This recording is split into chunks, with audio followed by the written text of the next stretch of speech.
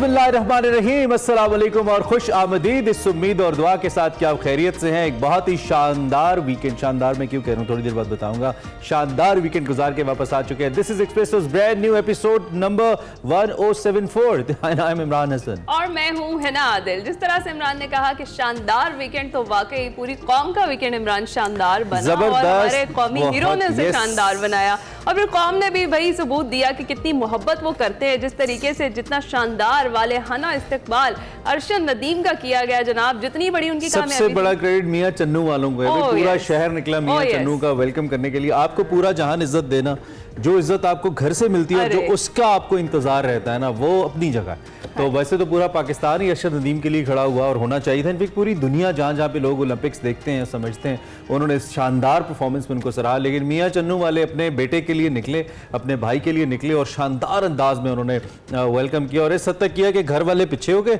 मियां चन्नू वाले आगे हो गए। वही जितना शानदार इस्तकबाल था। मतलब सबसे पहले तो जब हमने देखा एयरपोर्ट पर, जब ये मनाजिर, सबसे पहले तो आप दोबारा से देखिए और एंजॉय कीजिए उस लम्हे को। वाटर कैनन से इस्तकबाल किया गया, सैल्यूट दिया गया उन्हें। और उसके बाद जब जनाब वो आए तो कितने ज्यादा लोग, कितनी बड़ी तादाद में अवाम एयरपोर्ट पर मौजूद थी जनाब। ये शायान शान तारीखी इस्तकबाल था हमारे कौमी हीरो का। अभी भी बहुत सारे लोग ऐसे थे कि जो बाहर रोड्स पर थे, लेकिन जो भी पहुंच सका, जितने भी लोग पहुंच सके, जिस भी तरीके से आए और उन्होंने यहाँ पर आकर अरशद नदीम को खुशामदीद कहा और जो जनाब इतना बड़ा काम उन्होंने किया है, उनको खैराज तहसीन पेश किया। और एक ये था कि सिर्फ हुकूमती लोग ही क्यों पहुंचे, दीगर पार्टीज के लोग भी पहुंचते, क्योंकि अरशद की कामयाबी पाकिस्तान की कामयाबी थी, कोई PMLN की या पंजाब की कामयाबी नहीं थी। इसको सबको सेलिब्रेट करना चाहिए था और कम से कम अपनी नुमाइंदगी जरूर एयरपोर्ट्स पे देनी चाहिए थी, एयरपोर्ट के ऊपर देनी चाहिए थी। बहरहाल सब ने हिस्सा बकदरे जुस्सा जरूर सेलिब्रेट किया। मुख्तलिफ कंपनीज ने भरमार कर दी अरशद के ऊपर इनामात किए। हमें बहुत ही अच्छा लग रहा है सुन के,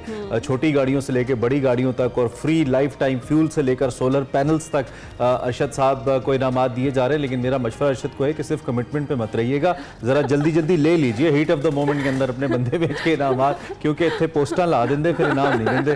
तो हर किसी के लिए नहीं है। बहरहाल thanks to all those companies जिन्होंने अरशद नदीम को ये अवार्ड्स दिए और मैं उम्मीद करता हूं कि ये सिलसिला अब यहाँ पे रुकेगा नहीं। ये कंपनी सिर्फ एक अरशद तक महदूद नहीं रहेगी। दीगर जो एथलीट्स जिन जिन शोबों में खेल रहे हैं उनके स्टैट्स मंगवाएंगी, उनके स्टैट्स देखेंगी और जिस हीरो के स्टैट्स, जिस हमारे नेशनल चैंपियन के स्टैट्स अच्छे हैं, चाहे वो कुछ भी खेलता है, उसको अपना अपना ब्रांड एम्बेसडर बनाएंगी, उसको अपने अंदर जॉब्स देंगी और फिर पूरा एक प्रोसीजर चलेगा, पूरा प्रोसेस चलेगा, ताकि अब एक अरशद नदीम में आने वाले वक्त में 50 अरशद नदीम जैसे प्लेयर्स हमारे सामने आए। तो ये कल्चर हमें बनाना पड़ेगा। बाल ये मनाजिर हैं जी, इस मनाजिर को हम वैसे आप कल से हमारी स्क्रीन पे देख रहे हैं, लेकिन चूंकि एक्सप्रेसो पे हमने सेलिब्रेट नहीं किया था और अरशद नदीम साहब जहाँ पे पंजाब यूथ फेस्टिवल की प्रोडक्ट है, वहाँ पे ऑन मीडिया एक्सप्रेसो की भी प्रोडक्ट है, बिकॉज हम उन्हें मेन स्ट्रीम पे लेकर आए थे। वी टेक दिस क्रेडिट और अल्लाह का शुक्र है, हमें ये एजाज़ है कि अरशद हमारे शोज में आए, बार बार आए और फिर अब हमें अच्छा लग रहा है कि आज वो एक कॉमरो के तौर पे दुनिया के सामने अपना लोहा मनवाने में कामयाब हुए हैं। और मैं साथ ये भी उम्मीद करता हूँ इंशाल्लाह ये सिलसिला यहाँ पे अरशद का रुकेगा नहीं। 95 तक वो एम कर रहे हैं ना, इंशाल्लाह हम 5 मीटर और बढ़ता देखेंगे। अल्लाह करे कहीं 100 मीटर तक थ्रो करें और दुनिया को हैरान करके रख दें। So this is about Arshad Nadeem the hero. और आज वैसे इस दिन की सिग्निफिकेंट इसलिए भी बढ़ गई है क्योंकि आज यूथ डे भी मनाया जा रहा है और इसकी भी बड़ी अहमियत है पाकिस्तान। जी हाँ, बिल्कुल, आज यूथ डे जो है वो सेलिब्रेट किया जा रहा है। और वैसे इमरान, जब भी कोई फेमस पर्सनैलिटी या कोई भी कोई बड़ा काम करता है ना, तो हमारा एक मेजर क्वेश्चन वो क्या होता है कि इस पब्लिसिटी, इस फेम के बाद सियासत में आना है। अरशद से भी ये सवाल किया गया। अरशद ने क्या जवाब दिया वो हम सुनते हैं। आपने भी सियासत में आना, पहले भी एक कौमी हीरो आए थे, वो सियासत में आए थे, फिर हमने देखा मुल्क था, क्या वो आपने भी आना? अगर देखा ही है तो मेरा ये बनता ही नहीं। मेरा जो काम है मैं अल्हम्दुलिल्लाह कर रहा हूँ, तो इंशाल्लाह करूँ।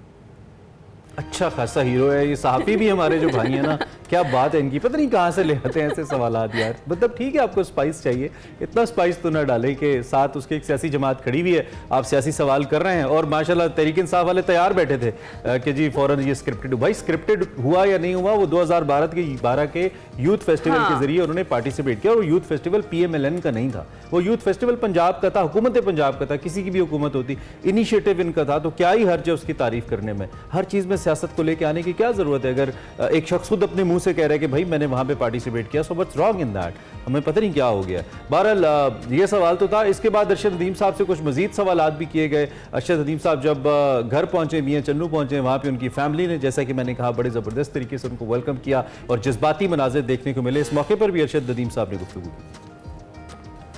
मैं पूरे पाकिस्तानी कौम का मैं शुक्रिया अदा करता हूँ और इनकी दुआओं से अल्लाह ताला ने मुझे इज्जत दी है। जो मेरी मेहनत की और मेरे जो कोच की मेहनत थी उस्मान इकबाल भट्ट साहब की, और मेहनत साथ डॉक्टर अली शेर बाजवा साहब की, और इनके साथ साथ अपना मैं शुक्रिया अदा करूँगा बाबडा लेस्को का, पाकिस्तान स्पोर्ट्स बोर्ड का, पंजाब स्पोर्ट्स बोर्ड का, फेडरेशन का, तमाम पाकिस्तानियों का मैं शुक्रिया अदा करता हूँ।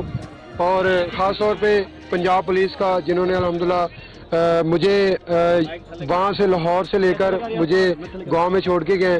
तो मैं तमाम पाकिस्तानियों का शुक्रगुजार हूँ जिन्होंने मुझे अल्हम्दुलिल्लाह इतना प्यार और इतनी मोहब्बत दी। वाह जी वाह, कमाल हो गया। अच्छा, इसके अलावा कुछ अरशद नदीम साहब ने बिजली लगाने की रिक्वेस्ट की थी, तो घर पे उनके इलाके में काम शुरू कर दिया गया। वापडा एहलकार बड़े क्विक उन्होंने रिस्पॉन्ड किया है। ट्रांसफार्मर नस्ब करने का काम मुकम्मल कर लिया जाएगा, उन्होंने कहा, एक दिन में। और दूसरी जानिब जो अमेरिका है, उसने अपनी बर्तरी के साथ पेरिस गेम्स का इख्तिताम किया है। पेरिस ओलंपिक्स में जो दिफाई चैंपियन अमेरिका है, उसने 40 गोल्ड, 44 सिल्वर और 126 ब्रॉन्ज, 42 मेडल्स मजमूई तौर पर हासिल किए, 126 मेडल्स मजमूई तौर पर हासिल किए। इस तरह पोजीशन उनकी पहली रही। और चीन ने 40 तिलाई, 27 चांदी और 24 कांसी तमगों के साथ 91 मेडल्स के साथ दूसरी पोजीशन अपने नाम की, जबकि जापान 12 सिल्वर, 20 सोने के और 13 ब्रॉन्ज मेडल्स के साथ तीसरे नंबर पर। ऑस्ट्रेलिया का चौथा नंबर आ। आई होप कि कभी हम भी ऊपर टॉप 10 में आए। इसके अंदर लंबा सफर है, लेकिन कहने को क्या हर्ज है, मतलब ख्वाब तो देखा जा ही सकता है। खैर जी, हमने थोड़ा सा यूथ डे का भी सच्चे भी होते हैं, मेहनत के बाद सच हो सकता है। बिल्कुल, तो अल्लाह करे जी ऐसे ही हो। पाकिस्तान के 70% यूथ है और उस यूथ का इस्तेमाल अच्छा हो और वो गेम्स की तरफ आए। अब जरा थोड़ा सा आगे बढ़ जाते हैं। एज यूजुअल हम आपको मीठा पहले खिला देते हैं, फीका बाद में देते हैं। वो फीका हमारी सियासत है और मीठा अच्छी अच्छी खबरें जो हम स्टार्ट में देते हैं। तो फीके में आज हमारे पास क्या है ना साहब? बड़ी खबर में देखते हैं आज सियासी फीके में क्या है?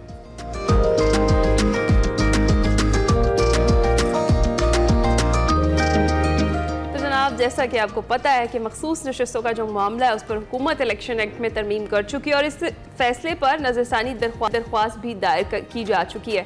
गुज़िश्ता हफ्ते जस्टिस मंसूर अली शाह ने कॉन्फ्रेंस से खिताब करते हुए कहा कि ऐसा नहीं कि सुप्रीम कोर्ट के जो फैसले हैं उन पर अमल नहीं होता। सुप्रीम कोर्ट अपना इख्तियार आइन से लेती है और हमारी जिम्मेदारी है कि हम तवाज़ुन बरकरार रखें। अगर फैसलों पर अमल दरामद नहीं होता तो आइन की खिलाफ वर्जी होगी और सुप्रीम कोर्ट ने फैसला कर दिया तो उस पर अमल होगा।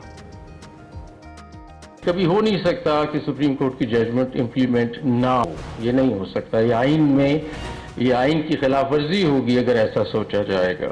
जो आइन का स्ट्रक्चर है उसके मुताबिक तो यही पोजीशन है और डिसरिगार्ड और डिले नहीं किया जा सकता किसी वर्डिक्ट को, वरना सारा लीगल सिस्टम को आप बिगाड़ के रख देंगे। सेपरेशन ऑफ पावर्स हमें एक काम देता है, एग्जीक्यूटिव को एक काम देता है, लेजिस्लेचर को एक काम देता है। Separation of powers course component है डेमोक्रेसी का और इसको डिस्टर्ब नहीं होना चाहिए। किसी के पास चॉइस नहीं है कि वो उसको सेकंड गेस करे कि जजमेंट ठीक है कि गलत है, ये उसका प्रोगेटिव ही नहीं है। प्रोगेटिव ही सुप्रीम कोर्ट का है। सुप्रीम कोर्ट ने फैसला कर दिया, that has to be implemented. कोई नया निजाम बनाना चाहते हैं तो पहले बना लें, फिर बात करेंगे उस सिलसिले में। जस्टिस मंसूर साहब ने मजीद कहा कि सुप्रीम कोर्ट को अथॉरिटी कहीं और से नहीं, आइन से हासिल हुई है और अगर उस तरफ चल पड़े कि अदालती हुक्म पर अमल नहीं हो सकता तो आइनी तवाज़ुन बिगड़ जाएगा। सुप्रीम कोर्ट के फैसलों पर अमल करने के हवाले से उन्होंने कहा कि रवायत नहीं, ये लाजमी आइनी तकाजा है। अगर कोई नया निज़ाम बनाना चाहते हैं तो वो बना लें, मामलात इस तरह नहीं चलेंगे। इस पर गुज़श्ता रोज़ जो मुशीर हैं वज़ीर आज़म के राना सनाउल्लाह साहब, उन्होंने एक गुफ्तगू की थी टेलीविज़न शो में और सुप्रीम कोर्ट के जज का काम तकरीरें करना नहीं है, ऐसा कहा था उन्होंने। Might be referring to this speech. Parliament जो कानून बनाएगी अदालतों को उसी के मुताबिक फैसला करना है। उधर वफाकी वज़ीर एहसन इकबाल ने भी ये इस मौके पर एक गुफ्तगू की और कहा कि चंद जजों और जर्नैलों ने एक अनाड़ी को मुल्क पर मुसल्लत किया। बिजली के बिलों का बहरान हमें वर्षे में मिला है। लाहौर में उन्होंने खिताब करते हुए कहा कि जो पायदार तरक्की है इसके लिए पॉलिसियों का तसलसल ज़रूरी है। चंद जर्नैलों और जजों ने अपनी बेगमात और बच्चों के कहने के ऊपर एक अनाड़ी को मुसल्लत करके उस तरक्की के पूरे अमल को सबोटाज कर दिया। उस शख्स ने जो आज अडयाला जेल में है और उसी सेल में है कि जहां उसने मुझे बंद किया था, जलसों में डाकू डाकू के नारे लगवाए, आज उसी के लोग गवाही दे रहे हैं कि वो झूठे मुकदमे थे। शहजाद अकबर कोई मेरा रिश्तेदार नहीं है, फवाद चौधरी मेरा रिश्तेदार नहीं है, ये सब इमरान खान के बंदे हैं। आज वो ये गवाहियां दे रहे हैं कि हमने झूठे पर्चे बनाए थे। वो अफजल मरवत भी अब गवाही दे गया कि झूठे पर्चे थे। तो दूसरी जानिब कराची के निजी हॉल में अवाम पाकिस्तान पार्टी के गराज़ व मकासद, सोच और नज़रिए पर मबनी दस्तावेज़ की तकरीब रुनुमाई हुई और ख़िताब करते हुए पार्टी कन्वीनर शाहिद खाकान अब्बासी ने कहा कि जिस मुल्क में इलेक्शन चोरी होता है वहाँ सियासी इस्तेहकाम नहीं आता, आइन पर अमल करना ही आगे बढ़ने का वाहिद रास्ता है। और ये जो सारी सिचुएशन है इस पर हमने बात करनी है। हमारे साथ प्रोफेसर ताहिर मलिक साहब मौजूद जी, उनसे हम बात करते हैं। ताहिर साहब, good morning, thank you for your patience as well. हमारा थोड़ा इंट्रो लंबा हो गया, आप कैसे हैं? ठीक ठाक हैं? मॉर्निंग मैं भी महसूस हो रहा था आपके इंट्रो से, और मुझे वो क्वेश्चन ज्यादा दिलचस्प लग रहे थे आपकी तरफ से। Thank you sir for being with us. I hope कि आप भी बहुत ज़्यादा खुश होंगे first of all on Pakistan achievement, जो पाकिस्तान ने ओलंपिक्स के अंदर गोल्ड मेडल जीता for the first time in the history in athletics. और उसके साथ साथ पाकिस्तान की सियासत के हवाले से भी ज़रा आपसे बात करना चाहेंगे हम। जस्टिस मंसूर अली शाह साहब ने on behalf of supreme court, obviously जब भी एक जज बात करते हैं तो पूरी सुप्रीम कोर्ट के बिहाफ पे बात करते हैं। उन्होंने कहा कि अगर फैसलों पे अमल दरामद नहीं करेंगे, आइन का तवाज़ुन नहीं रहेगा, that would not be called as justice, और ये बिगाड़ की जानिब जाएगा। दूसरी जानिब जो पार्लियामेंटेरियंस हैं वो ये कहते हैं कि फैसले वो करेंगे आप जो कानून कहेगा और कानून पार्लियामान बनाएगी। आप एक सीनियर तजियाकार हैं, सियासत के तालिब इल्म हैं, बहुत अरसे से हम आपसे सीखते हैं। आप इस सूरत हाल को कैसे देखते हैं? कौन ठीक कह रहा है? पहले तो मैं ये बता दूं कि जस्टिस मंसूर अली शाह एक एकेडमिक प्रोफाइल रखने वाले जज हैं। मैं समझता हूं कि इस वक्त जो सुप्रीम कोर्ट बेंच है उसके अंदर जितने भी जजेस हैं उनके बड़े ब्रिलियंट प्रोफाइल हैं, लेकिन ये मुझे एक प्रोफेसर जज नजर आते हैं। इनका जो प्रोफाइल है, जब भी ये गुफ्तगू करते हैं तो उसके अंदर जो आइन की तशरीह होती है वो ऐसे होती है कि जैसे टीचर क्लासरूम में खड़ा है। जहाँ तक ये बात है, क्योंकि पाकिस्तान की जो तारीख है 14 अगस्त की आने को है, तो इसमें हम ये देखते हैं कि इस तारीख के अंदर इदारे अपनी हदूद में हमें काम करते दिखाई नहीं देते। तो या तो इस अदलिया से मर्जी के फैसले लिए गए, और या फिर ये है कि मर्जी के फैसले ना मिलने पे उन फैसलों की राह में रुकावटें खड़ी की। तो ये दोनों बातें कोई ज्यादा अच्छी नहीं थी। अब आपने जो गुजरा के बयानात सुनाए हैं, आप ये देखेंगे एक तो स्ट्रक्चरल प्रॉब्लम हमारे यहाँ PCO का है कि जो गैर आईनी हुकूमतें आई और इस मुल्क में अवाम के हकूक सस्पेंड हुए, आइन को बिल्कुल तहस नहस किया गया, उसको अदलिया ने वैलिडेट किया। नजरिया जरूरत आपने सुना होगा। जी जी। और दूसरी तरफ जो तकरीरों की बात है, मैं और आप जिस जनरेशन से ताल्लुक रखते हैं उसमें लायर्स मूवमेंट जो इफ्तिखार चौधरी साहब की थी वो तो सारी तकरीरों की थी, और स्क्रीनें भी 16 घंटे लाइव दिखाती थी। और उसमें हमें एहसन इकबाल, राना सनाउल्लाह, मियां नवाज शरीफ, इमरान खान सब उन तकरीरों पे तालियां बजाते दिखाई देते। तो आज उन तकरीरों पे इतराज कर रहे हैं। उस वक्त इनके अंदर ये सियासी बालिग नजरी नहीं थी कि ये जो जुडिशल एक्टिविज्म होने जा रहा है इसका एग्जेक्टिव पे, गवर्नेंस पे क्या असरात होंगे, ये वक्ती मुफादात के लिए। तो जब आप स्टॉक एक्सचेंज की मंडी की तरह अदलिया के फैसलों को पर ताली बजाएंगे या हाथ मलते रह जाएंगे तो कौम इस तरह नहीं बनती। हम माजी में भी देख चुके हैं, और माजी करीब की बात है, कोई ज्यादा दूर की नहीं, कि बहुत से फैसले अदलिया ने पार्लियामेंट के अंदर कानून साजी जो की है वो स्ट्राइक डाउन की। और उसकी रूह क्या है? उसकी रूह ये है कि spirit of the constitution, parliament का यकीनन कानून साजी इख्तियार है, लेकिन ये इख्तियार नहीं है कि वो आइन की रूह के मुनाफी कोई कानून साजी कर दे। मसलन आप देखेंगे ऐसी भी यहाँ LF हो रहा, यहाँ बावर्दी लोगों को इलेक्शन में हिस्सा लेने की इजाजत दी गई। यहाँ पे और वो सारे, और जब मियां नवाज शरीफ नायल हुए तो उन्हें पार्टी सदारत कानून साजी के जरिए दी गई कि वो पार्टी के सदर रह सकते हैं। उस पर भी फैसला आया सुप्रीम कोर्ट का। तो बार बार तजुर्बात से गुजरते हैं। तो ताहिर मलिक साहब, जिस तरह से कह रहे हैं कि बार बार इन्हीं तजुर्बात से गुजरते हैं, मेरा सवाल भी इससे रिलेटेड है। ये जो अदलिया और हुकूमत की मुस्तकिल हम देख रहे हैं महाजरा इस वक्त जो चल रही है, ये क्या रुख इख्तियार करने वाली है? आगे कहाँ चलकर ये खत्म होगी? ये देखिए खत्म नहीं होगी। अब ये नेक्स्ट गवर्नमेंट आएगी और जो लोग आज अपोजिशन में वो भी इस गवर्नेंस में जुडिशल इंटरप्रिटेशन या एक्टिविज्म पे तंग होंगे। उसकी हालिया ये नेक्स्ट गवर्नमेंट मौजूदा सूरत हाल के अंदर तनाजुर में कह रहे हैं आप, नेक्स्ट गवर्नमेंट आएगी या जब नेक्स्ट गवर्नमेंट आएगी? जब नेक्स्ट गवर्नमेंट आएगी वो भी जुडिशल इंटरप्रिटेशन से नाखुश होगी। और ये जो आज के वज़रा की प्रेस कॉन्फ्रेंस है ये अपोजिशन वाले लोग किया करेंगे। अब मैं इसकी मिसाल देता हूँ, इस्लामाबाद वाइल्ड लाइफ के पार्क के ऊपर जो गैर कानूनी तजावजात हुई रेस्टोरेंट बनी, उसके अंदर चीफ जस्टिस जो हमारे फायज ईसा हैं उनके आप रिमार्क्स और डिसीजन देखें कि किस तरह एक बासर जो ब्यूरोक्रेट है वो एक पूरे महकमे को एक महकमे से हटा के वजारत दाखिला के मातहत कर रहे हैं और उनका पर्सनल इंटरेस्ट भी इन्वॉल्व है और उस समरी को प्राइम मिनिस्टर अप्रूव कर रहे हैं। तो यहाँ जो क्योंकि हम मुगलिया बादशाहत में रहे और बादशाहत के अंदर मुतलक नानियत होती है, एब्सोल्यूट पावर होती है। तो हमारा जो पार्लिमानी निज़ाम है वो वेस्ट मिनिस्टर मॉडल पे इस्तवार है। लेकिन बरतानिया की तरह हमने ये देखा है कि जब कोई वजीर आज़म हो या सदर हो, वो चाहता है कि वो बिल्डोजर पे बैठा हो, न उसके सामने ब्यूरोक्रेसी, जुडिशरी, तमाम इदारे सुरनगू हों। तो इसकी आदत नहीं है। हुकूमत कोई भी हो वो ये समझती है कि वो अनलिमिटेड पावर्स के साथ गवर्नेंस में इंटरेक्ट करे, इसकी हमें आदत डालनी हो। अच्छा, एक मफाद आमा की बात होती है, यानी कि अब जैसे आपने इसका जिक्र किया ना, ये जो पब्लिक पार्क है, ये जो नेशनल पार्क है, इसका इस फैसले का, इसमें जो मफाद आमा है या जो राय आमा है वो इस फैसले के हक में नहीं है। जो हमने देखा है उसमें हम भी शामिल है, जारी बात है, वी डोंट वांट कि ऐसा हो। लेकिन दूसरी जानिब आइन और कानून को अदालतें मद्देनजर रख के फैसला करती हैं। तो जब ऐसी सूरत हाल आ जाए, फिर इसी तरह जब इलेक्शंस के हवाले से फैसला होता है या किसी पार्टी के निशान लेने के हवाले से फैसला होता है, तो उसमें भी एक मफाद आमा है या राय आमा है, जिसका कल परसों तस्करा बिलावल साहब ने भी फ्लोर ऑफ द हाउस पे भी किया, बल्ले का जिक्र आया। तो दूसरी जानिब जारी बात है, आपने कानून को देखना है और अगर कानून को देखेंगे तो फिर आपको ऐसा फैसला करना पड़ेगा जो तल्ख होगा। लेकिन उस फैसले को कहा जाएगा भाई ये फैसला ठीक नहीं हुआ क्योंकि राय आमा के खिलाफ था। तो इसमें कोई ऐसी मिसालें हमारे पास माजी में भी हैं मलिक साहब, और दूसरा ये कि मुस्तकबिल में हम क्या हमें देखना चाहिए कि हम राय आमा का ख्याल रखें या मफाद आमा के तहत कुछ चीज़ें करें, क्या उसको भी फिर नजरिया ज़रूरत कहेंगे हम?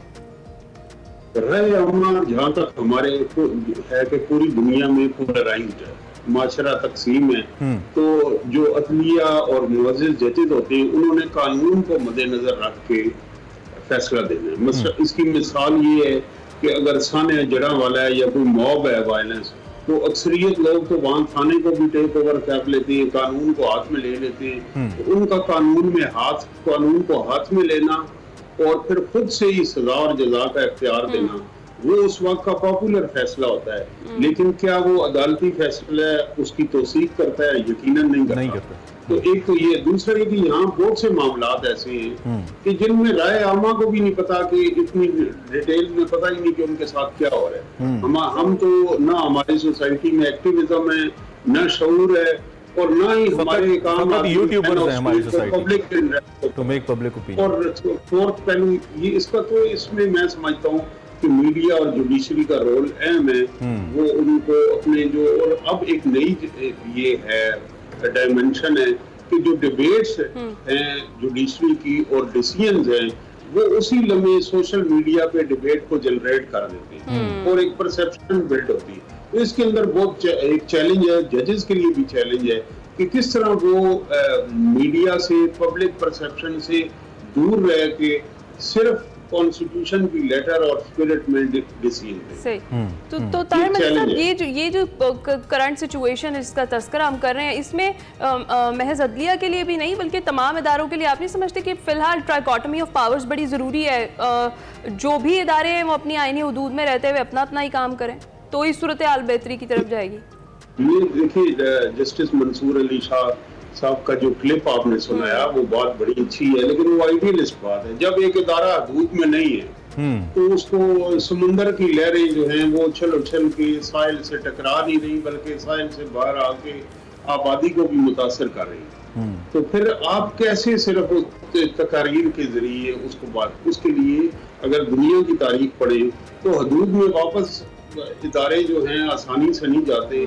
उसके लिए जिंदगी के तमाम शोबे, सियासी जमातें और जो फोर्थ पिलर ऑफ स्टेट हैं वो जदोजहद करते हैं। वो जदोजहद हमें पाकिस्तान के केस में नजर नहीं लेकिन मलिक साहब, कतई कलामी की बात वजह से इदारे यहाँ पे तो सूरत हाल बड़ी मुख्तलिफ है ना। यहाँ पे इदारों को जिस इदारे ने हुदूद में भेजना है या जिन दो इदारों ने हुदूद में भेजना है वो इदारे आपस में ही उनकी नहीं बन रही, यानी कि एक तीसरा भाई जो उनके ख्याल में ठीक हरकतें नहीं कर रहा, दो बड़े भाई जो हैं वो खुद ही आपस में उनका सलूक नहीं है, तो तीसरे भाई को क्या समझाएंगे वो कि यार तुम ठीक नहीं हो, तुम ठीक हो जाओ। तो इन दो भाइयों के दरमियान फिर सुलह कौन करवाएगा?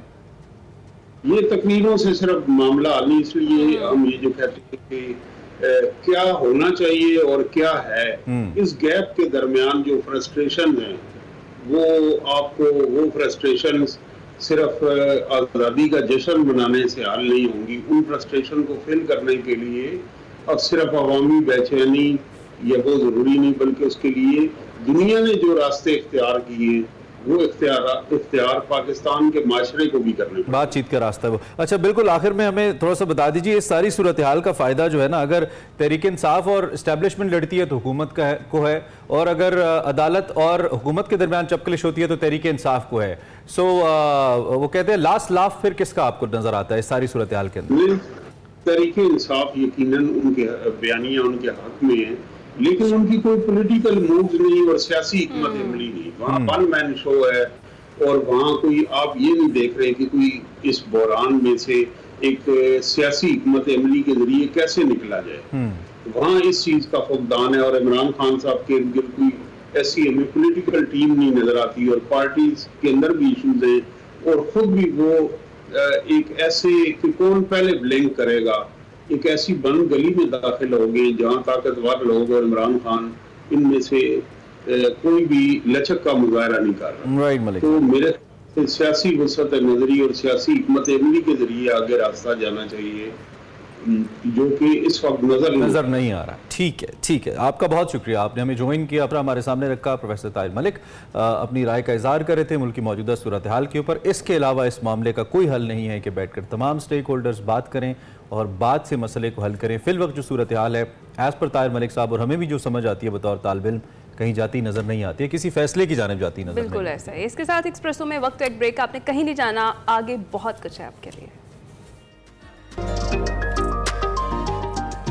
Welcome back to Expresso. जैसा कि ब्रेक पे जाने से पहले हमने कहा था कि आगे बहुत कुछ है, तो बहुत कुछ में सबसे पहले फुटबॉल है और वो भी फीमेल टीम के हवाले से हम बात करने जा रहे हैं। जी हाँ, फुटबॉल का खेल हम बात करें कि पाकिस्तान में खवातीन में भी इंतहाई मकबूल हो रहा है और पाकिस्तान में फुटबॉल के खेल में खवातीन के टैलेंट की बिल्कुल कोई कमी नहीं है। National women's football club championship में खवातीन फुटबॉलर की शानदार कारकर्दगी रही और डोमेस्टिक फुटबॉल चैंपियनशिप में नई तारीख रकम करते हुए पूरे टूर्नामेंट में नाकाबिल शिकस्त रहकर कराची सिटी क्लब ने टाइटल अपने नाम कर लिया। और हफ्ते के रोज जिन्ना स्टेडियम में खेले गए फाइनल मैच में कराची सिटी क्लब ने लेगेसी एफसी को 4-0 से शिकस्त दे दी और कराची सिटी एफसी की टीम ने गैर मामूली महारत और मौसर हिकमत अमली का मुजाहरा किया और हरीफ को मुसलसल दबाव का शिकार रखा। पहले हाफ में 2-0 की बर्तरी हासिल की और दूसरे हाफ में भी फातेह टीम हावी रही। तीसरा गोल 52वें मिनट में जहमीना ने किया। जुल्फिया ने 75वें मिनट में चौथा गोल करके बर्तरी जो है उसको मजीद मुस्तहकम कर दिया। इस तरह चैंपियन टीम को 10 लाख रुपए का नकद इनाम दिया गया है। कराची सिटी से ताल्लुक रखने वाली नादिया खान को टूर्नामेंट की बेहतरीन खिलाड़ी और कराची सिटी क्लब के निशा अशरफ बेहतरीन गोलकीपर करार दिया गया, जबकि ईमान मुस्तफ़ा की बात करें तो 8 गोल के साथ वो टॉप स्कोरर रही। बिल्कुल, इस वक्त हमारे साथ सारा शेर मौजूद हैं जो कि डिफेंडर प्लेयर हैं, खेलती हैं टीम के अंदर। उनसे हम इस हवाले से बात करते हैं और इससे पहले कि हम सारा की तरफ जाएं, मुझे ये विजुअल्स इतने अच्छे लग रहे हैं ना, और ये भी अच्छा लग रहा है कि अलग सुबह हम आपको this positive side of Pakistan दिखाते हैं रादर देन सीइंग के सुबह सुबह को बुलेटिन आप सुने अजीबो गरीब डिप्रेसिंग न्यूज़ होती है। कितनी अच्छी खबरें हैं ये कि हमारी लड़कियां फुटबॉल खेल रही हैं और ज़बरदस्त तरीके से परफॉर्म भी कर रही हैं। सो लेट्स टॉक टू सारा राइट नाउ। अस्सलाम वालेकुम सारा। वालेकुम सलाम। थैंक यू फॉर जॉइनिंग अस। आप कैसी हैं? ठीक ठाक है? आपको बहुत मुबारकबाद, बहुत ज़बरदस्त परफॉर्म किया आप लोगों ने। अल्हम्दुलिल्लाह मैं बहुत ठीक हूँ and thank you so much for the congratulations. हमें बहुत अच्छा लगा हम फुटबॉल का ये मैच जीते हैं। हम इस चीज़ के लिए बहुत हमने तैयारी की थी, तो वी आर वेरी हैप्पी। अच्छा सारा, वैसे यूजुअली तो यही जिस तरह से भी इमरान ने कहा कि विजुअल्स बड़े शानदार है, ख़वातीन को फुटबॉल खेलता देख के बड़ा ज़बरदस्त महसूस कर रहे हैं हम भी। वैसे ये कहा जाता है कि ये बॉयज़ का गेम है फुटबॉल। आपने कब शुरू किया और प्रोफेशनली कब से खेल रही हैं? कब ख्याल आया कि आप फुटबॉल प्लेयर बनेंगी? आई थिंक आई वाज 15 जब मैंने फुटबॉल खेलना शुरू किया एंड आई थिंक मैंने अपनी शुरुआत भी लड़कों के साथ ही की थी। अच्छा। जिस सोसाइटी में पहले रहती थी वहाँ पे लड़कियाँ फुटबॉल खेलती नहीं थी, तो अगर आप देखें तो ये चीज मैंने स्टार्टिंग से फेस की है कि when I used to play with boys, they were like कि लड़कियां लड़कों के साथ नहीं खेलती, ये लड़कियों का स्पोर्ट्स नहीं है, लड़कियों को किचन में रहना चाहिए। एंड ये चीजें, द सैड पार्ट इज कि ये चीजें मैं एक औरत से ही सुनती थी, बिकॉज जो मर्द हजरात हैं वो आपको सपोर्ट करते हैं कि नहीं लड़की है वो फुटबॉल खेल रही है, कुछ अलग कर रही है। बट उस टाइम पे I used to hear this thing from औरतें, जो कि कहते हैं ना कि इंस्टेड ऑफ सपोर्टिंग अस कि एक औरत खेल रही है, एक लड़की खेल रही है, they don't support this thing, they are like कि नहीं आपको किचन में रहना चाहिए, आपकी जो वो है आप किचन तक रहें, आप ये स्पोर्ट्स जो है लड़कों की चीजें आप ना खेलें। तो आई थिंक ये चीज मैंने स्टार्टिंग में बहुत फेस की है, but the good part was that my family was there to support me. मेरी अम्मी अब्बू इन सब ने मुझे बहुत सपोर्ट किया गेम को लेके। सोसाइटी में I was the only girl who used to play football और any sports, so I am very happy for that support. We can somehow imagine, मतलब अंदाजा लगा सकते हैं हम कि आपने क्या क्या बातें सुनी होंगी, कैसे कैसे जुमले आपने सुने होंगे, कैसा कैसा क्रिटिसिज्म देखा होगा, और फिर भी लड़की फर्म रही अपने एम को लेकर। माशाल्लाह you sitting on national television, so you are the hero. जितने बातें करने वाले थे वो बहुत पीछे रह गए हैं, वो अब भी बातें ही कर रहे होंगे बैठ के और तनकीद कर रहे होंगे कि देखो इसने ऐसे कपड़े पहने, देखो ये ऐसे खेल रही है। वो वहीं पे आप माशाल्लाह एक हीरो है आज की। हमें बताइए कि आपकी टीम के अंदर कहां कहां से प्लेयर्स मौजूद हैं, कहां कहां से आप लोग खेलते हैं, और ऐसी क्या गेम स्ट्रैटेजी थी जिसने आपकी टीम को इतना अच्छा परफॉर्म करवाया? I think I won't say कि कोई स्ट्रेटेजी थी। We have been training for 3 years and जो हमारी टीम में लड़के हैं हम फुटबॉल को बहुत सीरियस लेते हैं। It's not like कि टूर्नामेंट आया तो हमने अपनी ट्रेनिंग शुरू कर दी, like unlike others we were different। हमारी वीक में 3 टाइम्स हमारे सेशंस होते हैं कराची सिटी क्लब में। हम बॉयज के अगेंस्ट 11 असाइड गेम्स खेलते हैं एवरी संडे। तो आई थिंक ये चीजें बहुत मायने रखती हैं, and I don't think so बाकी क्लब में बाकी लड़कियों को ये फैसिलिटी प्रोवाइड होती है कि वो हर वीक ट्रेनिंग करें, बॉयज के साथ मैच खेलें, बिकॉज हम अपने से ऊपर वाला जो कंपटीशन है हम टफ कंपटीशन पे गेम खेलते हैं। बॉयज से तो हार ही जाते होंगे आप, नहीं? ऐसा नहीं है? क्या कह रहे हैं? मैंने कहा बॉयज से तो आप लोग हार ही जाते होंगे, नहीं? बिल्कुल हम हारते हैं। सिर्फ हारते हैं? द गुड पार्ट इज कि हम गुस्सा आता है, हम और बेस्ट देने के करते हैं, हम जीते भी हैं बहुत टाइम। यही वाला एक्सप्लेन मुझे चाहिए था जो आपने दिया। अच्छा, ये कितना हेल्पफुल होता है वैसे to play by playing with a males team, क्योंकि यूजुअली तो फीमेल्स के साथ प्रैक्टिस भी करती हैं, लेकिन ये कितना आपको हेल्प करता है अपनी जो प्रोफेशनल स्किल्स है उसको बेहतर करने के लिए? आई थिंक अगर आप 11 असाइड गेम्स खेलते हो ना, आप यही चीज फेस करते हो एक मैच में, यही सिचुएशंस आप फेस करते हो। तो जब आप बॉयज के साथ खेलते हो तो आपका एक फिजिकल बैटल होता है, क्योंकि मैन लाइक बॉयज अगर आप देखो तो फिजिकली फिट है आपसे ज्यादा नेचुरली भी। तो अगर आप देखें तो अगर मैं एज अ डिफेंडर खेल रही हूँ, मुझे एक लड़के को रोकना है, वो फिजिकली मुझसे फिट है, वो मुझसे तेज है, तो उसको रोकना is a challenge for me. मैं अपने आप को हर दिन मैं एक तरह से अपने आप को चैलेंज करी that I need to stop him, and I do stop him, and I feel very proud when I do that. तो जब ऐसे गेम्स होते हैं मुझे तो बहुत खुशी मिलती है जब मैं रोकती हूँ। When I don't I get angry, I am like सारा इट्स ओके द गाय चलाओ। ठीक है। अच्छा सारा, ये बताएं कि नेशनल वुमेन्स फुटबॉल क्लब जो चैंपियनशिप है 2024, ये जीत कर कैसा लग रहा है? और सबसे मजे की चीज ये कि नाकाबिले शिकस्त रहना पूरे टूर्नामेंट में, ये कैसी फीलिंग है? आई थिंक ये बहुत अच्छी फीलिंग है। टू बी ऑनेस्ट, आपको अगर देखें तो इतना कंपटीशन हमें नहीं मिला इस गेम में, क्योंकि हमारी टीम बहुत ज्यादा अच्छी थी, और नॉर्मली हम बॉयज के साथ खेलते तो आप गेस कर सकते हो कि इतना हमें टफ वो नहीं मिला था। तो अब क्योंकि आप जब लड़कों के साथ खेलते हो ना, तो आपके लिए लड़कियों के साथ खेलना थोड़ा सा आसान हो जाता है, क्योंकि आपको एक आदत होती है इस कंपटीशन में रहने की।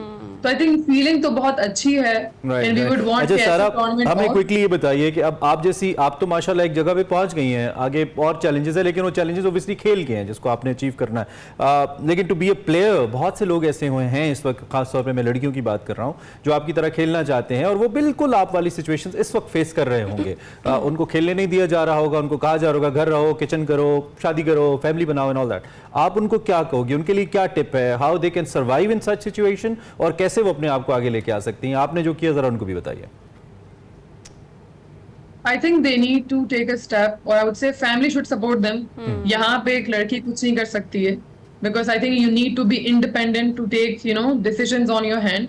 अब ऐसा नहीं है कि आप फैमिली में रह रहे हो, आप you are like नहीं I want to play football, and आपकी फैमिली इस चीज के अगेंस्ट है, you can't do anything about that. Especially a woman, अगर आप देखें तो ये कहने को चीज आसान है कि नहीं आप स्टेप लो, आप ये गेम खेलो, बट ये करने में बहुत मुश्किल है। आप ऐसे ही बस हाँ, आपको ये गेम अब मुझे खेलना है, मेरी फैमिली अलाउ नहीं कर रही, तो मैं ऐसे ही बस मुंह खा के कहीं खेलने नहीं जा सकती। मैं घर में रह रही हूँ, there are different set of rules, principles होते हैं घर के जो आपको फॉलो करने होते हैं। अब आप इतने इंडिपेंडेंट नहीं हो, या आप एक हाउस रन नहीं कर रहे कि आप डिसीजंस ऐसे कॉल करो, तो it's difficult, it's hard to say. And what I personally believe is सारा कि जब आप अपने पैशन को परस्यू कर रहे हैं ना, तो जो लोग इस पे तनकीद करते हैं, जब आप अपने उस पैशन के रिजल्ट्स अच्छे उनको देना शुरू कर देते हैं ना, तो you start gaining that confidence as well कि नहीं ये ठीक कर रही है, ये कुछ ना कुछ लेके आ रही है, ये कुछ ना कुछ अचीव कर रही है। तो ये भी फिर गर्ल्स के ऊपर ये जिम्मेदारी है कि फिर आप उसको बिल्ड करते जाओ साथ साथ ताकि हेल्प हो। अच्छा, हमें थोड़ा सा पाकिस्तान के नेशनल फुटबॉल के हवाले से भी आप बता दें, पाकिस्तान नेशनली विमेन फुटबॉल में कहाँ स्टैंड कर रहा है, क्या हमारी गर्ल्स में इतना पोटेंशियल है कि हम लोग इंटरनेशनली कम्पीट करें। हमारी मेल्स टीम ने बड़ा रिसेंटली अच्छा क्वालिफायर्स खेले, हमने हराया भी आई बिलीव कंबोडिया को, फिर सऊदी के खिलाफ हम बहुत अच्छा खेले। तो आपके ख्याल में वो पोटेंशियल है हमारे पास जिसमें हम अच्छा प्ले कर सकते हैं internationally? I think now, as of now we can, because अगर आप देखें तो अभी बहुत सारे टूर्नामेंट हो चुके हैं इंटरनेशनली। हमने आई थिंक 5 टूर्नामेंट्स खेले हैं विमेन ने, तो अब हमारे अंदर वो कैपेबिलिटी है कि वो ऐसी गेम परफॉर्म कर सकते हैं एंड हम जीत सकते हैं गेम्स एक्चुअली, बिकॉज पहले हमारे पास इतना एक्सपीरियंस नहीं था।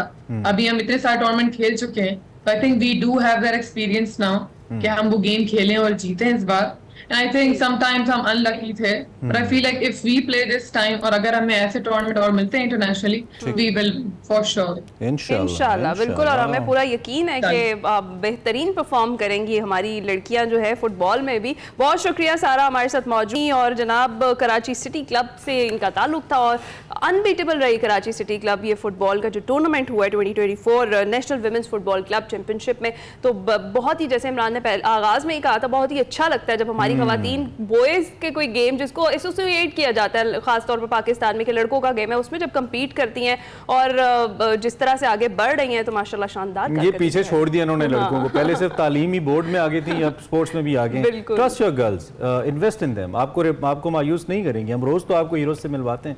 इसी पॉइंट पे ब्रेक लेते हैं, ब्रेक के बाद आते हैं।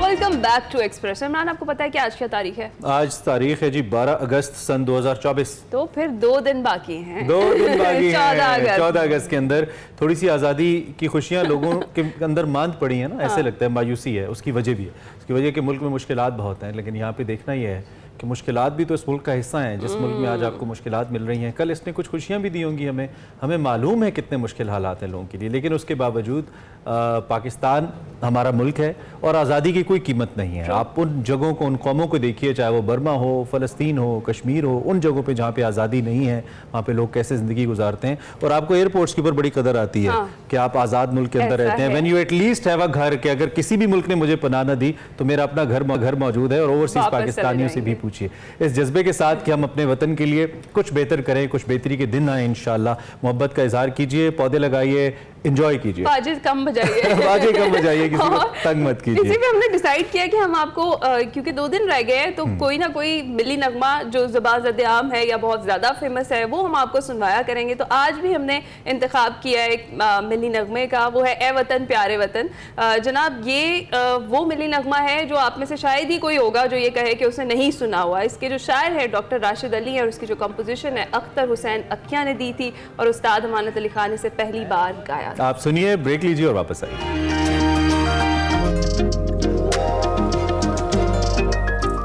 बैक टू एक्सप्रेसो प्रोग्राम का दूसरा हिस्सा है और आपको खुश आमदीद कहते हैं हमारे इस सेगमेंट के अंदर, जिसका नाम निकले तेरी तलाश में। यूजुअली हम ट्रैवल एलिमेंट्स को डिस्कस करते हैं, चूँकि तारड़ साहब साथ होते हैं और उनसे अच्छा तो कोई ट्रैवल एम्बेसडर मुझे पाकिस्तान में कम से कम या सब कॉन्टिनेंट में नज़र नहीं आता है। लेकिन एक और बड़ा अहम हिस्सा है इसका, और वो फ़नून लतीफ़ा है, जिसमें बहुत सारे आर्ट्स आ जाते हैं। आज इसमें शायरी की बात हो रही है, और पाकिस्तान में इस वक्त जो नए शोहरा हैं, कुछ बहुत अच्छे भी हैं लेकिन कम है। जो बहुत शायरी मकबूल हो रही है, अनफॉर्चुनेटली वो कोई बहुत ज़्यादा मेयारी शायरी नहीं है, या सतही भी उसको कह सकते हैं।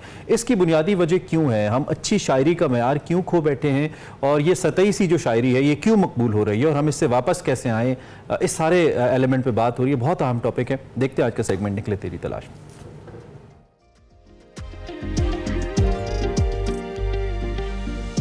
अस्सलाम वालेकुम नाज़रीन, मैं वकार अहमद और आप देख रहे हैं निकले तेरी तलाश में।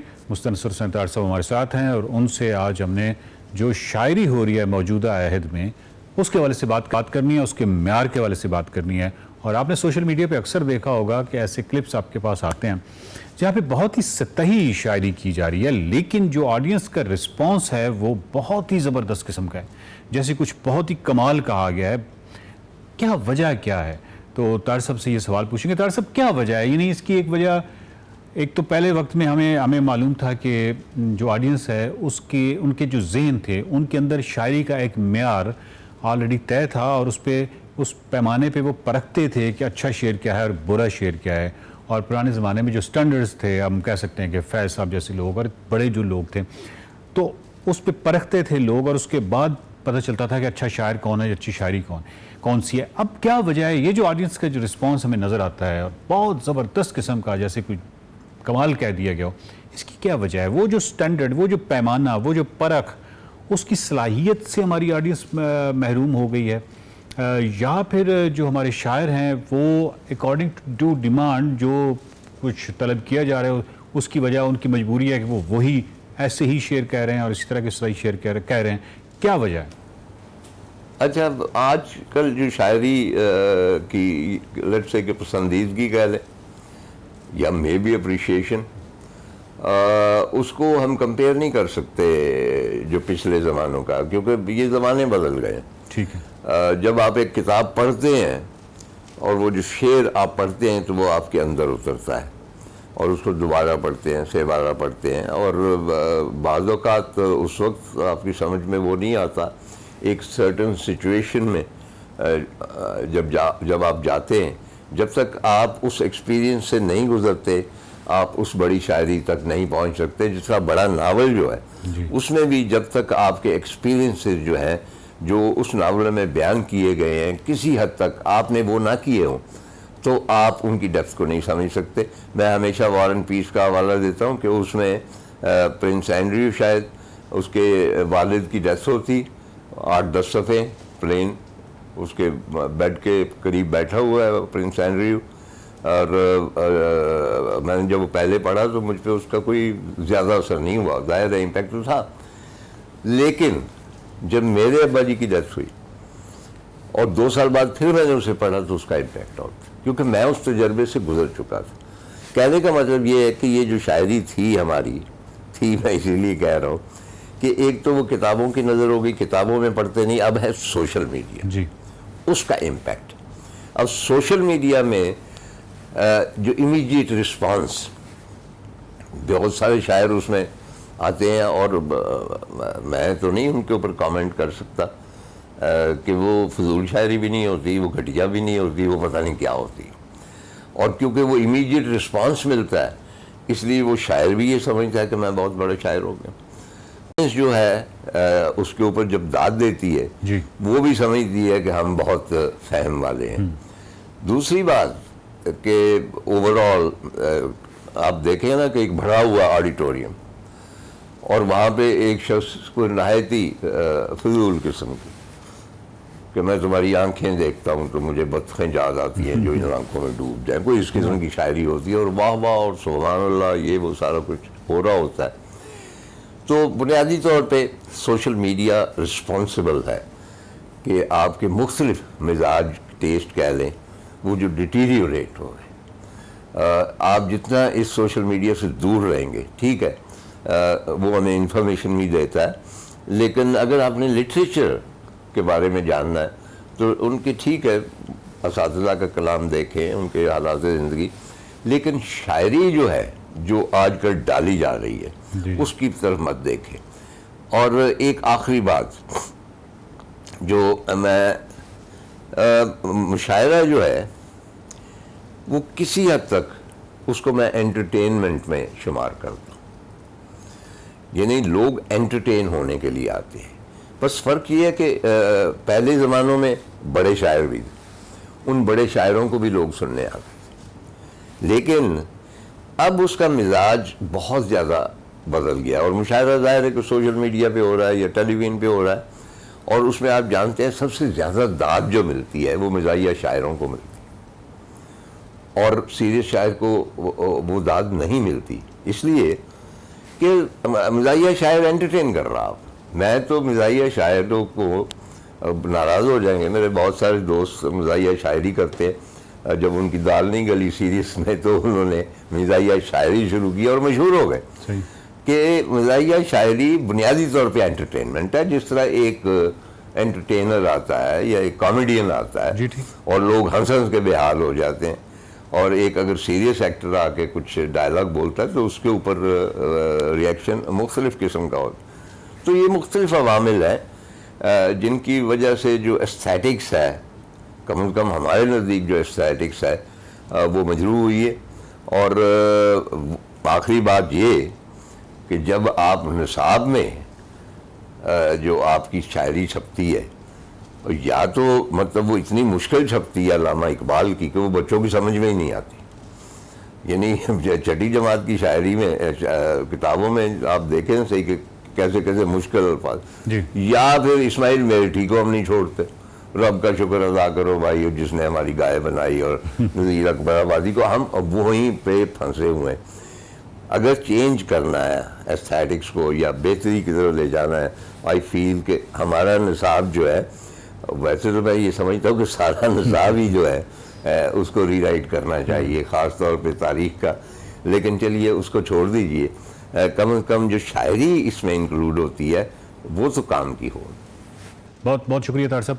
नाज़रीन, बात यह है कि तार साहब ने कहा कि एस्थेटिक्स भी मजरू हुई हैं, यानी जो जमालियात हैं, जो खूबसूरत जमालियात थी, और सिर्फ इसमें एक सिर्फ शायरी नहीं है, उसमें दीगर असनाफ को आप शामिल कर लें, आप मौसीकी को शामिल कर लें। आपके पास कई ऐसे क्लिप्स आते हैं जिसमें बाकायदा ऐसे लोगों को प्रमोट किया जाता है या वो प्रमोट होते हैं जो कि बाकायदा उस एस्थेटिक्स की जो दीवार, जो स्ट्रक्चर कायम हुआ, जिन लोगों ने मेहनतें की और मौसीकी को और इन तमाम चीज़ों को एक सतह पर पहुंचाया, उसकी वो वीडियोस जो हैं वो बाकायदा उसकी तज़हीक लगती हैं।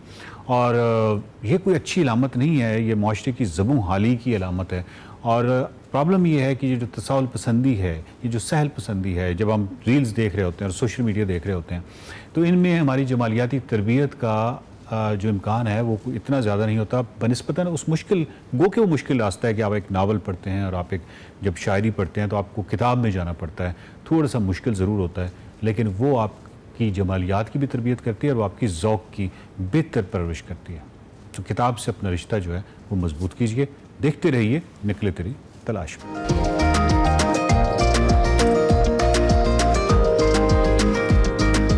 Back to Expresso. ऐसा कैसे हो सकता है कि दीगर खेलों का हम जिक्र करें लेकिन एक्सप्रेसो में क्रिकेट का जिक्र ना करें? क्रिकेट लवर्स बिल्कुल परेशान ना हो, हम जिक्र करने लगे हैं बांग्लादेश के खिलाफ होम सीरीज कौमी टीम का जो ट्रेनिंग कैंप है रावलपिंडी में शुरू हो चुका है, जिसमें रेड बॉल फॉर्मेट के हेड कोच जेसन गिलेस्पी और assistant coach Azhar Mahmood camp की निगरानी कर रहे हैं और खिलाड़ी खूब प्रैक्टिस कर रहे हैं। सीरीज का जो पहला टेस्ट मैच है 21 से 25 अगस्त तक रावलपिंडी क्रिकेट स्टेडियम में ये खेला जाएगा और जो सीरीज का दूसरा टेस्ट है वो कराची में 30 अगस्त से 3 सितंबर तक होगा। गुज़िश्ता रोज़ रावलपिंडी में मीडिया से गुफ्तगू करते हुए जो टेस्ट टीम के हमारे कैप्टन हैं शान मसूद, उन्होंने कहा कि हमारी निगाह फाइनल पर मरकूज़ है जिसके लिए हर मुमकिन तरीके से जीत हासिल करने की कोशिश करेंगे। उन्होंने कहा कि वर्ल्ड टेस्ट चैंपियनशिप के फाइनल में पहुंचने के लिए हमें बैटिंग, बॉलिंग और फील्डिंग तीनों शोबों में अपना बेहतरीन खेल पेश करना होगा। हमारी तवज्जो सिर्फ बेहतरीन नताइज हासिल करना है। के लिए रहता है टॉप 2 प्लेसेस अभी भी किसी तरफ भी जा सकती हैं, तो हमारी कोशिश होगी कि जो होम एडवांटेज है, जो 7 टेस्ट मैचेस हैं, उसको उस पे हम अपना ध्यान रखें, फोकस रखें और ऑब्वियसली हर टेस्ट मैच मैटर करता है। तो साउथ अफ्रीका में भी जो पॉइंट्स हम ले सकते हैं, सीरीज़ जीत सकते हैं, एक बहुत अच्छी अपॉर्चुनिटी है हमारे पास इस टेस्ट टीम के पास। अनफॉर्चुनेट चीज़ थी कि पाकिस्तान 10 महीने से कोई टेस्ट क्रिकेट नहीं खेला है, बट उसको देखते हुए आई थिंक प्लेयर्स ऑलमोस्ट वही हैं, वही प्लेयर्स हम कैरी करते हुए आ रहे हैं, तो माइंडसेट आई डोंट थिंक इतना चेंज होगा। काफ़ी कुछ अभी शान मसूद ने मजीद कहा कि हमें 9 में से 7 मैचेस जो है वो अपने होम ग्राउंड पे खेलने हैं, लिहाजा कोशिश है कि 21 अगस्त से ये जो शुरू होने वाली सीरीज़ है इसका एक हम कॉन्फिडेंट वे में इसको स्टार्ट करें और पॉइंट्स टेबल पर अपनी पोजीशन स्ट्रांग करें, तगड़ी करें, ताकि अरीफ टीम ओबियसली हम उसको अंडर प्रेशर ला सके। दूसरी जाने बांग्लादेश ने अपनी इस दौरे के लिए उनकी जो 16 रुकनी टीम है, स्क्वाड है, उसका ऐलान कर दिया है। बांग्लादेश टीम की क़यादत नजमुल हसन शंतू करेंगे जो कि बड़े ज़बरदस्त प्लेयर है। खुद स्क्वाड में महमूदुल हसन है, जाकिर हुसैन है, शादमान इस्लाम हैं, मोमिनुल हक हैं, मुशफ़िकुर रहमान है, लटन कुमार दास हैं, इसके अलावा मेहदी हसन है, तजीलुल इस्लाम हैं, नईम हसन, नाहिद राना, शरीफुल इस्लाम, हसन महमूद और सैयद खालिद महमूद भी शामिल हैं। तास्कीन जो फास्ट बॉलर हैं और अवामी लीग के रहनुमा शकीबुल हसन, वो भी इस बांग्लादेश टीम का हिस्सा हैं। खैर से आए, बांग्लादेशी मीडिया के मुताबिक जो शकीबुल हसन है वो अमेरिका से पाकिस्तान आएंगे और हमने कहा ज़रा इस पर तबसरा भी ले लेते हैं और बात कर लेते हैं कि हमारी तैयारी कैसी है। हमको सरप्राइज़ तो नहीं देंगे बांग्लादेश सीरीज़ को लेकर। हमारे साथ सैयद अवैस मौजूद हैं, उनसे ज़रा इस पर बात करते हैं। Awais, welcome to Expresso, good morning. अस्सलामुअलैकुम, कैसे हैं सर? क्या हाल चाल? ठीक ठाक, बहुत शुक्रिया आपने ज्वाइन किया। कैसी तैयारी है भाई? आप गए पिंडी स्टेडियम, कोई दौरा किया आपने, और आपको क्या लग रहा है, क्या हम अच्छी टीम बना पाए हैं या बना पाएंगे for this series? Pindi stadium तो दौरा नहीं लग सका, लेकिन इस्लामाबाद क्लब में जरूर लगा था, जहां पाकिस्तान शाहीन साहब आपको पता है प्रैक्टिस कर रही है। एक अच्छी चीज मुझे इमरान भाई लगी कि इस दफा पाकिस्तान नेशनल टीम से पहले पाकिस्तान शाहीन्स की भी कुछ ना कुछ एंगेजमेंट्स चल रही हैं। साउथ शकील के नायब कप्तान आपको पता है पाकिस्तान टीम के, और पाकिस्तान शाहीन्स की बात करूं तो पाकिस्तान शाहीन्स के कैप्टन है। तो देखने वाली बात है कि वो किस तरीके से उस टीम को लेके चलते हैं, क्योंकि उसमें वो भी प्लेयर्स मौजूद हैं जो पाकिस्तान नेशनल टीम बांग्लादेश के खिलाफ भी सीरीज खेलेगी। तो अच्छा है कि आपको एक प्रैक्टिस सेशन जो हैं वो आपको नजर आते हुए आएंगे। ओपनिंग डिपार्टमेंट आपको पता है इस दफा मुख्तलिफ आपको नजर आ रहा है, क्योंकि 3 ओपनर्स आप लेके इस टेस्ट सीरीज के अंदर जा रहे हो। अब्दुल्ला शफीक हैं, हुरैरा ने बैक टू बैक आपको पता है स्कोर भी किया, डबल 100 भी किया। साइम अयूब भी इसमें मौजूद हैं। तो अब देखने वाली बात है कि साइम अयूब को क्या अब्दुल्ला शफीक के साथ उतारा जाता है या हुरैरा को। अब्दुल्ला शफीक आपको पता है कि अगर टाइमली मैं देखूं तो बड़ा अपने आप को उन्होंने साउंड बैट्समैन बनाया, चाहे वो लिमिटेड ओवर्स की बात करें, चाहे टेस्ट क्रिकेट की बात करूं, वनडे तक की बात करूं, तो एक बड़ा आपको एक प्रॉपर एक बैट्समैन आपको नजर आता है जिस तरीके से परफॉर्म करता हुआ है। जरूर शिकायत हैं लोगों को कि पाकिस्तान एक स्पिनर के साथ इस सीरीज के अंदर एंटर हो रहा है जब आप टेस्ट मैचेस की बात करते हो, लेकिन देखा जाए पाकिस्तानी स्क्वाड को तो शायद आप फुल फ्लेज अपना एक अटैक के साथ आप जाना चाहते हो। यहाँ पर शाहीन पे आपको पता है एडेड प्रेशर जरूर होगा। नसीम शाह 13 माह के बाद वापसी कर रहे हैं। आमिर जमाल का स्टिल अभी इफ्स एंड बट्स है कि क्या वो अवेलेबल होंगे टेस्ट मैच के लिए। तो बहुत सी चीजें हैं पाकिस्तान कैंप में, लेकिन थोड़ा सा बांग्लादेश की अगर बात करूं तो मुझे बांग्लादेश स्क्वाड वैसे अच्छा लगा। मुझे पता है ट्रैक रिकॉर्ड पाकिस्तान का तो बहुत जबरदस्त है। पाकिस्तान ने 12 मैचेस इनके खिलाफ जीते में, एक ड्रॉ बस हुआ हुआ है। लेकिन बांग्लादेश का जो अभी की अगर स्क्वाड की बात करूं, स्पिन बॉलिंग ऑप्शन की खाली बात करूं तो दोनों मेहदी की बात करें, तैजुल की बात करूं तो 350 विकेटें वो शेयर करते हैं आपस में। तो स्पिन बॉलिंग कहीं ना कहीं रोल जरूर प्ले करेगा टेस्ट मैच में, क्योंकि आपने पाकिस्तान की पूरी हिस्ट्री देखी, जो तीसरी चौथी इनिंग्स होती है वो हमारे लिए डेडली होती है, चाहे हमें लीड देनी हो चाहे हमें स्कोर चेज करना हो। तो ये बड़ा एक टिपिकल जो इंसान है, एक बड़ा एक माइंडसेट खेलने वाली गेम होगी पाकिस्तान के लिए। सही है। तो वैसे क्या लगता है कैसा सरप्राइज मिलेगा? जिस तरह से इमरान ने कहा कि क्या टीम प्राइज देगी हमें, कैसा होगा? अच्छा सरप्राइज ये वो मैंने उस कॉन्टेक्स्ट में नहीं कहा, वो सरप्राइज नहीं देना कौन सा सरप्राइज मिलेगा ये जो टीम सिलेक्शन है उसके पेश नजर? देखिए टीम सिलेक्शन तो आपको पता है कि ये वो लड़के हैं जो डोमेस्टिक के अंदर परफॉर्म करते हुए। अच्छी बात है कि आपने कुछ नए फेसेस भी यहाँ वापस पाकिस्तान टीम के लिए लेके आए हैं। मैंने कहा ना, मुझे एक सबसे अच्छी चीज लगी थी जब आप पाकिस्तान ग्रूम स्टेज की बात करते हैं कि ग्रूम लड़का लेके पाकिस्तान टीम में आते हैं, तो पाकिस्तान ए तब होती थी पाकिस्तान शाहीन्स की, उसके टूर बड़े इंपॉर्टेंट होते हैं कि जब लड़का ग्रूम होता है बड़े स्टेज के लिए। आपकी इस वक्त पाकिस्तान शाहीन्स एक ऑस्ट्रेलिया में मौजूद है जहाँ T20 खेल रही है, एक आपकी टेस्ट मैच के लिए यहाँ पर मौजूद है। तो अच्छी बात है कि वहां से लड़के ग्रूम होकर पाकिस्तान टीम के लेंगे। मोहम्मद अली की बात करें, वो वापसी कर रहे हैं। हाउ वाज प्रेफरिंग साइम और हुरैरा? मुझे नहीं पता इन दोनों में से किसने इमाम के ऊपर उनको प्रेफर किया गया है। इमाम का ना होना विद अ गुड 52 53 की औसत, I think he was supposed to be there. एक सीनियर प्लेयर हैं, एक सीनियर कंटेंडर हैं, ओपनिंग को लेकर अच्छा ट्रैक रिकॉर्ड है। तो आपको नहीं लगता कि उनको होना चाहिए था वहां पे? ये फैसला कैसा है? मैं खुद भी इमरान में थोड़ा सा हैरानकुन था, क्योंकि जैसे आपने कहा ना, अगर एवरेज की बात करूं तो अच्छी एवरेज उसकी 40+ एवरेज है और अच्छी होती है टेस्ट मैच के अंदर जिस तरीके से पाकिस्तान टीम को लेता हुआ है। लेकिन मैंने कहा ना, एक अच्छा है कि कुछ चेंजेस आ रही हैं। चेंजेस आप वो उस सीरीज के अंदर नहीं आप अपना इंप्लीमेंट करें जो कि आपने ओवरसीज जाके खेलनी है। फॉर इंस्टेंस की बात करूं, अगर आपने इंग्लैंड में खेलना, ऑस्ट्रेलिया में खेलना, जहां पर कंडीशन टफ होती हैं, किसी नए बैट्समैन को आप उतारें तो उसको मुश्किलात होती हैं, फिर उसके ट्रैक रिकॉर्ड पे बात स्टार्ट हो जाती है। अच्छी बात है कि होम कंडीशंस के आप लड़कों को जो सा यहाँ पर प्रेफरेंस दे रहे हो। लेकिन देखने वाली बात है कि पाकिस्तान क्या जो राइट हैंड और लेफ्ट हैंड कॉम्बिनेशन के साथ जाएगा या हुरैरा और अब्दुल्ला शफीक को यहाँ पर उतारा जाएगा। हुरैरा की बात करें, बहुत ज्यादा पाकिस्तान ने उनके ऊपर आपको पता है बिलीव भी दिखाया, जिस तरीके से वो डोमेस्टिक के अंदर परफॉर्म करता हुआ है। डबल 100 भी उसने स्कोर की, अंडर 19 के लिए भी आपको पता है वो स्कोर करता हुआ है। नॉर्दर्न की तरफ से खेलता अब्दुल्ला शफीक जैसे, वो बड़ा एक उसने अपना को ग्रूम किया अच्छा बैट्समैन के लिए ओपनिंग डिपार्टमेंट में। लेकिन पाकिस्तान देखने वाली बात है कि बांग्लादेश बेशक वीकर लिंक जरूर हो, लेकिन पाकिस्तान बहुत अरसे के बाद टेस्ट मैच खेलने लगा है। एक एडेड प्रेशर आपके ऊपर होता है। शान मसूद कप्तान जरूर है यहाँ पर, लेकिन एक एडेड प्रेशर होता है। जो सिचुएशन चलती है ये पाकिस्तान क्रिकेट बोर्ड के अंदर, उसको भी कहीं ना कहीं आपने मद्देनजर रख के तो सीरीज के अंदर जाना है कि पाकिस्तान अच्छा परफॉर्म करने में कामयाब हो। ठीक है, तो सऊद शकील का वाइस कैप्टन होना कैसा है? I was just reading Pakistan Shaheens v Melbourne Star से थोड़ा सा चैलेंजिंग रहा उनके लिए, couldn't make it to a victory. उनका एक सीनियर प्लेयर्स के टीम में होने के बावजूद उनका वाइस कैप्टन होना कैसा है? जैसन गिलेस्पी से इमरान भाई मेरे अपने शो में जब बात हो रही थी, उनसे शो से पहले की बात है, तो वो साउथ शकील की बात कर रहे थे कि साउथ शकील कितना ज्यादा इन्वॉल्व रहता है पाकिस्तान क्रिकेट के अंदर। अच्छा। और अगर उन्होंने जितना बिलीव दिखाया है साउथ शकील की, अगर मैं बात करूं, चाहे आपको पता है साउथ शकील वैसे डोमेस्टिक के अंदर कैप्टनसी तो करते हुए हैं, लेकिन मैंने कहा एक अच्छी चीज है पाकिस्तान टीम में कप्तानी करने से पहले आपके पास पाकिस्तान शाहीन्स भी है जहां पर वो कप्तान है, वाइस कप्तान नहीं है, तो वहां पर उनकी वो चीज सारी नजर आ जाएगी कि किस तरीके से वो प्रेशर को एक्सर्ट। अच्छा, मेरे पास चूंकि टाइम कम है, आपका मैंने वो मुझे याद आ गया एक पिक्चर मैंने फेसबुक पे आपने लगाई थी जैसन गिलेस्पी के साथ, आपका कोई इंटरव्यू हुआ उनके साथ, तो क्या उस इंटरव्यू की क्या फाइंडिंग्स थी? इसमें कितना इनपुट कोचेस का है जो टीम सेलेक्ट हुई है, और कितना इनपुट इसमें क्रिकेट बोर्ड या वकार यूनुस या मैनेजमेंट का है, और मजीद क्या देखा आपने जैसन को लेकर? पहली दफा रेड बॉल के अंदर कोच कर रहे हैं पाकिस्तान को वो। मुझे एक अच्छी चीज लगी थी जिस वक्त हमसे बात करते हुए अहमद अपना इमरान भाई साहब से अच्छी चीज ये थी कि पाकिस्तान टीम की अगर बात करूं, उन्होंने ये कहा था कि मैं डायरेक्ट चेंजेस नहीं करने आया, इन लड़कों को टाइम दे के मैं देखना चाह रहा हूं कि पाकिस्तान डोमेस्टिक की भी अगर बात करूं, वहां से टॉप परफॉर्मर कौन है जो पाकिस्तान की जगह ले सकता है। अगर आप इंटरनेशनल लेवल के ऊपर जाते, जब आप फिटनेस की बात करते हैं, उन्होंने कहा फिटनेस एक अलग मामला है, लेकिन आपकी जो परफॉर्मेंस है, खास करके मैच फिटनेस है, वो बड़ी इंपॉर्टेंट होती है। Pakistan land of fast bowling तो जानी जाती है, लेकिन जब तक आप पिच का कल्चर नहीं चेंज करेंगे यहाँ पर, तो आपके जो बैट्समैन है चाहे फास्ट बॉलर्स है वो खत्म होते हुए जाएंगे। आप अभी देख लेना, जब आप बात करते हैं इंफ्रास्ट्रक्चर की, अच्छी बात है कि कुछ ना कुछ तो हो रहा है ना, कम से कम इंफ्रास्ट्रक्चर की बात करें। पिंडी स्टेडियम का मैं मॉडल देखे, अभी तो टीवी के ऊपर नहीं है, लिटरली बहुत खूबसूरत मॉडल है जो पिंडी स्टेडियम का भी बना रहे हैं, और उसमें विकेट्स की तब्दीली भी है, इंपोर्टेड विकेट्स भी है उसके अंदर वैसे।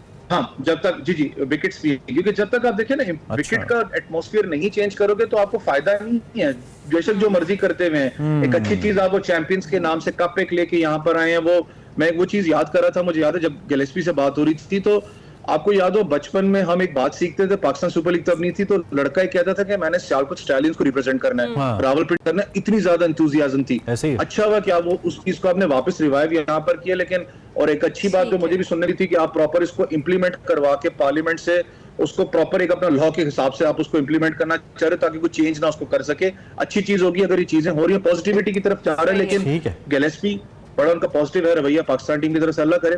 आई होप वो कलर हमें नजर आए ऑस्ट्रेलियन फिटनेस का भी, और वो जो नो डेडिकेशन जो ऑस्ट्रेलियंस के अंदर होती है to make a match take it to a victory stand, वो सारा नजर आया हमें। I hope well Awais, thank you for joining us, बहुत शुक्रिया आपका तबसरा आप तक पहुंचा। वैस बात कर रहे थे, पॉजिटिव खबरें हैं, अल्लाह करे पिंडी के मौसम में, बारिशों के मौसम में अल्लाह करे अच्छे रिजल्ट्स आए, पाकिस्तान की टीम अच्छा परफॉर्म करे। बांग्लादेश की टीम ऐसे जी आज उड़ान भर रही है तो पहुंच जाएगी फिर, आज ही लगता है 30 अगस्त से कराची में, 21 अगस्त से पिंडी में और 30 अगस्त से कराची में हमारा मैच होना। जी हाँ, इसके साथ एक्सप्रेसो में हम लेंगे एक ब्रेक, आपने कहीं नहीं जाना। Welcome back to Expresso. अब आपकी मुलाकात करवाते हैं, आपको याद होगा अरिजीत का एक कॉन्सर्ट दुबई में, और वहाँ पर अपना टैलेंट दिखाकर दाद समेटने वाले मोईद हाशमी जनाब वो हमारे साथ मौजूद हैं। Moid Hashmi national song competition PTV अपना नाम भी कर चुके हैं, इसके साथ साथ ऑल पाकिस्तान म्यूजिक कॉन्फ्रेंस में गोल्ड मेडल अपना नाम कर चुके हैं। मोईद का जश्न आज़ादी पर नगमा मेरे वतन भी रिलीज़ हो चुका है। हमने कहा क्यों ना मोईद को हम दावत दें और वो एक्सप्रेसो में आए और खुद ही बताएं इस नए मिली नगमे के हवाले से। एक तो ये कि पहले हमारे एक्सप्रेसो में आ चुके हैं, ठीक है, और हमें बड़ा अच्छा लगता है ऐसे लोगों को बार बार अपने साथ लेके आना, क्योंकि फिर हमारी भी कंपनी अलग से बच्ची हो जाती है। आज ये लाहौर में थे तो हमने इनको उर्फ़े आम में पकड़ लिया, ग्रैब कर लिया, क्या ये आप हमारे साथ। तो मुईद ज़ेब माशाल्लाह लुकिंग क्वाइट शार्प। कैसे हम मुईद, क्यों 3 दिन से आप नहीं सो रहे भाई? आप नहीं, आपने कहा 3 दिन से नहीं सो रहे। हम इसी मेरे वतन के हवाले से ही जो मिली नगमा हमारा है उसी पे काम कर रहे और नहीं सो पा रहे। अच्छा चलें, वेलकम टू एक्सप्रेसो स्टूडियोज। वैसे तो आप ऑलमोस्ट हमारा हिस्सा ही, हमें बहुत अच्छा लगता है। इतना मुश्किल होता है इतनी ऊंचे सुर पे गाने वाले अरिजीत से माइक लेना, हजारों लोगों के बीच में, वो सुर कैसे पकड़ा आपने? मतलब मैंने कहा ये अब सुर टूटा, अब टूटा, लेकिन वो नहीं टूटा। अच्छा, पहले तो ये है कि वो हम इस बात को पहले नहीं बताना चाह रहे थे। उनकी मैनेजमेंट ने कहा कि इस चीज़ को शेयर नहीं कीजिएगा, और ये प्री प्लान था। अच्छा, अरिजीत को उन्होंने कहा कि हमें कॉन्सर्ट में, वो मौका तो वैसे देते हैं लोगों को, ठीक है, तो उन्होंने कहा कि यार, मेरी एक दोस्त, उन्होंने कहा कि एक उनकी मैनेजमेंट से उनका रब्ता हुआ, तो उन्होंने कहा कि यार एक लड़का है पाकिस्तानी, बहुत अच्छा गाता है, अगर आप उसे मौका दें। अच्छा। उन्होंने कहा कि उसकी प्रोफाइल मुझे भेजें, ठीक है। उनके मैनेजर ने कहा। अच्छा। और उन्होंने मेरी इंस्टाग्राम की कोई वीडियो शायद उन्हें भेजी, तो उन्होंने कहा कि अरिजीत कह रहे हैं, अरिजीत सिंह कह रहे हैं कि मुझे दिखाई जाए वो वीडियो। तो उन्होंने दिखाया नुसरत फतेह अली खान साहब का वो सानू एक पल चैन ना आवे। तो वो, हालांकि मैं वो एक हमारा इवेंट था, उसमें साउंड चेक कर रहा था, बिल्कुल कोई तैयार भी नहीं, कुछ भी नहीं, लेकिन वो उसमें कोई सुर लग गया शायद दिल को उनके। उनका इसको बुला लें। तो मुझे शाम 4 बजे कॉल आती है, मैं अबू धाबी में था। अच्छा। लेकिन रहता मैं दुबई में हूँ, कॉन्सर्ट दुबई में था। उन्होंने कहा जी कि आपका साउंड चेक है। मैंने कहा कौन सा साउंड चेक? मैं समझ रहा था कि मजाक कर रहा है कोई मेरे साथ। और शाम को जब मैं जाता हूँ तो फिर ऐसा होता है कि वो एक मेडले शुरू करते हैं नुसरत फतेह अली खान साहब का। अच्छा। और कहते हैं गा लोगे यहाँ से, इसी स्केल से गा लोगे। मैंने कहा बिस्मिल्लाह, आप शुरू कीजिए। अच्छा।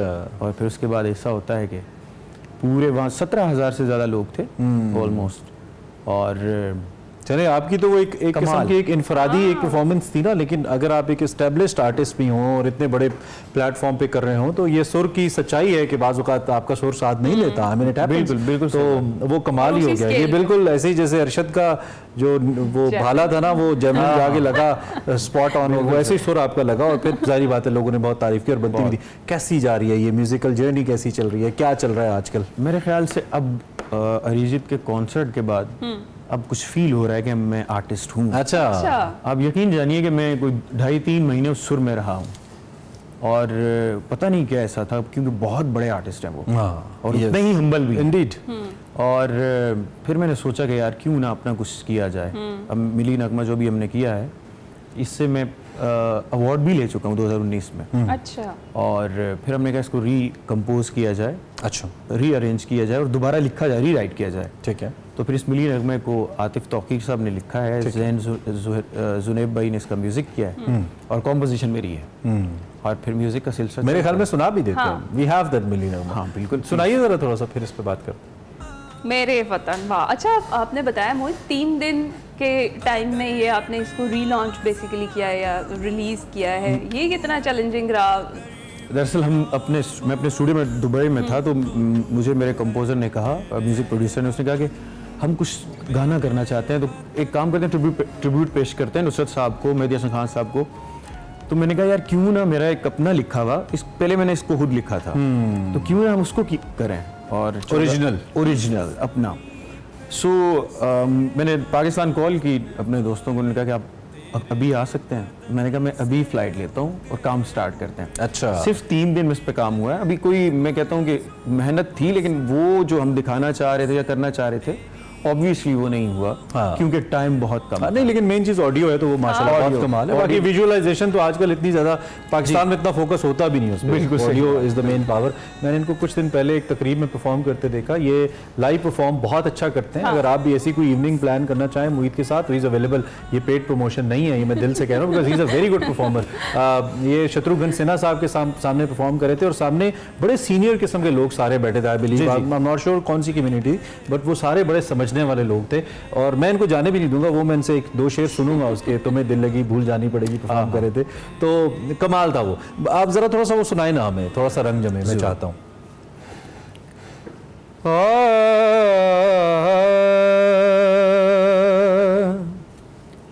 हुस्न वाले वफा नहीं करते, हुस्न वाले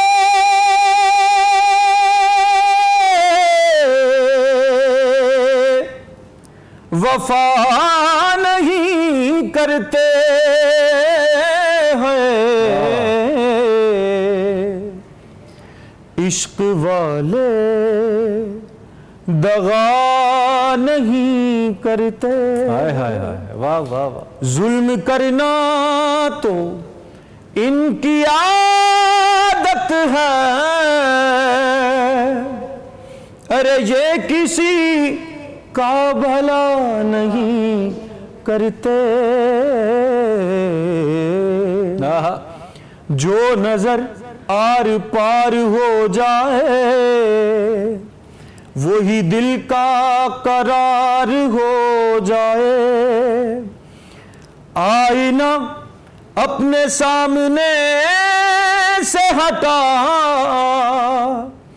अरे ये ना हो खुद से प्यार हो जाए हो।